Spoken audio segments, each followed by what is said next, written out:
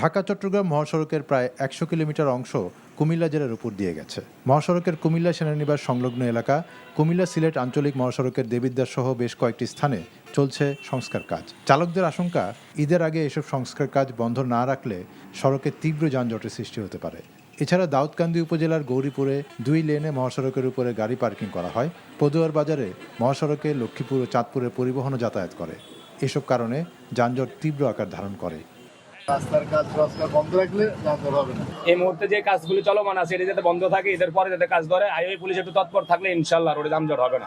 এদিকে ঈদের আগে মহাসড়কে চলমান সংস্কার কাজ সাময়িকভাবে বন্ধ রাখার ঘোষণা এবং যানজট এড়াতে মহাসড়ক দখল করে গড়ে ওঠা অবৈধ বাজার উচ্ছেদের প্রস্তুতির কথা জানিয়েছেন সড়ক বিভাগের এই কর্মকর্তা। সবগুলো কাজই আমরা আশা করছি যে হয়তো আগামী ৫-৭ দিন পর থেকে আমরা এই কাজগুলোকে বন্ধ করে রাস্তাটাকে একদম টোটালি জনসাধারণের জন্য ফ্রি করে দেব।